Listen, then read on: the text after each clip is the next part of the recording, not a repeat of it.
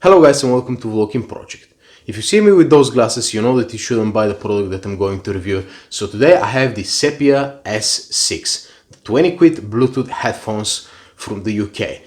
Let's do the unboxing and let's see why you should avoid them like plague. Okay guys, so before we start with unboxing, just a quick disclaimer. I've set myself a goal to find a nice 20 quid headphones from Amazon. So I went ahead and I bought all of those 7 pairs of headphones, which I'm going to review in separate videos, so stay tuned for that.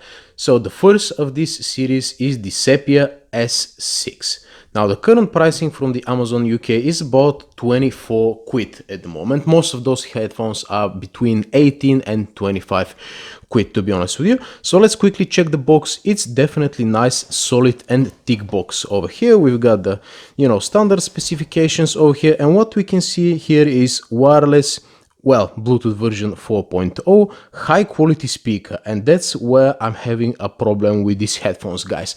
So let's waste no more time, take them out of the box and see what we have. We've got this VIP warranty. Now actually, one more disclaimer over here, that's my second pair of those headphones, simply because this one gave up when I've tried to connect it with 3 devices. Now I've connected my phone, I've connected my computer, and when I tried to connect them to the TV, they just gave up. I asked Sephia what should I do, and they said that they've got totally no sort of reset button or reset software or anything like that. They were very friendly, to be honest with you, and they sent me a second pair. But the thing is that yes, the second pair works fine, but on both pairs the Bluetooth audio quality is absolutely terrible, guys. But anyway, let's see what do we have in the box over here. VIP warranty.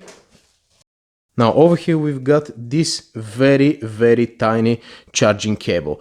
Now something about this cable, I've tried to use this cable with my smartphone to download some pictures and it doesn't really let me. The only thing which you can use this cable is just to charge your headphones, which means basically that they've chipped out on cable and they used low quality cable over here. Now the other thing is there's the normal 3.5mm cable, which you can use the headphones without their Bluetooth capabilities. You can just plug them to your phone, computer, or whatever it is. The thing is that this cable is a little bit short. It's not very long, guys, as you can see. Let me quickly measure it up. Let me quickly measure it up a little bit. So we have 1 meter and 13 centimeters, which is, bloody hell. Which is not short by any means, but it's not very tall as well. So now the headphones themselves, we've got this Sephia logo over here, and the first thing you're gonna notice is some problems with the build quality, guys. As you can see, there's some little kind of a defect on the plastic over here. There's a small scratch over here that I didn't do because literally I've used them for like 20 minutes, and now you can see that the Sephia printout is kind of on the side. Now let's have a look at the second pair. The second pair is better, but it's just, thing that you kind of notice straight away. And over here we've got another kind of nick. And let's check the second pair, actually. Let's check the second pair. And over here we've got again this small little line over here. I'm not sure if we can see it on the camera. And over here on this side we can see a poor kind of, paint job over here. I'm not sure if you can tell, but it's just, the quality is a little bit low. Although the headphones themselves, they feel quite sturdy, to be honest with you. They feel nice. The padding is definitely kind of soft and nice, and they don't kind of feel like wobbling around or anything like that. Now over here we've got a 3.5mm jack, a microphone, and over here is the flap for the charging port.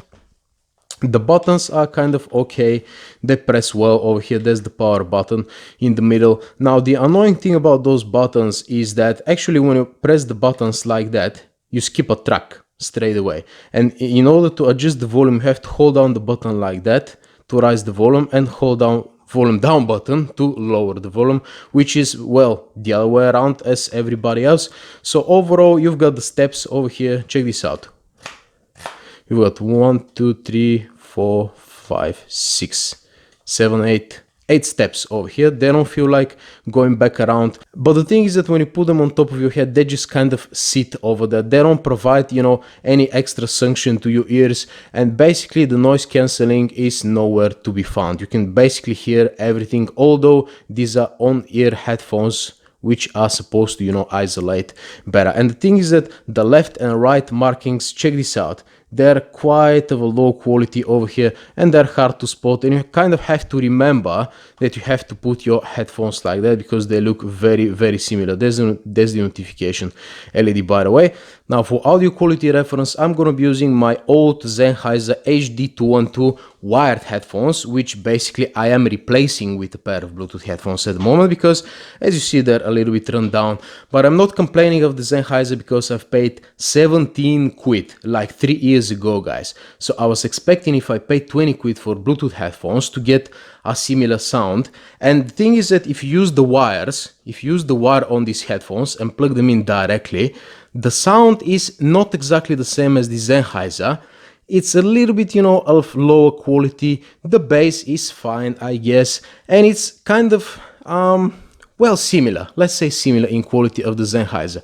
But the problem is that when you use them in Bluetooth mode, the sound gets reduced by, let's say, 50%, the quality gets out of the window, so basically they're pretty much useless in Bluetooth mode, guys. I didn't expect such a drop of the quality, to be honest with you.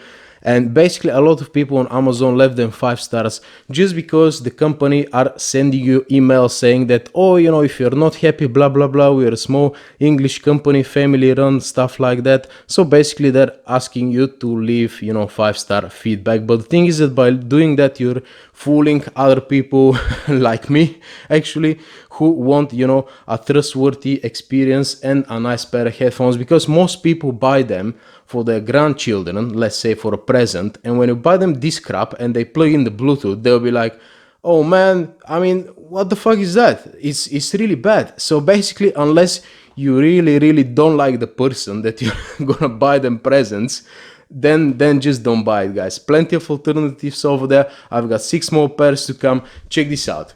I got a review of all these 6 pairs, guys, and I'm gonna tell you which one is the best. But definitely don't waste your 20 quid for the Sephia, because you'll be surprised how bad they sound with the Bluetooth. So yeah, that's about it, guys. I've got 6 more pairs of headphones coming in the next few weeks, so stay tuned, subscribe, hit the like button, and see you in the next one. Adios.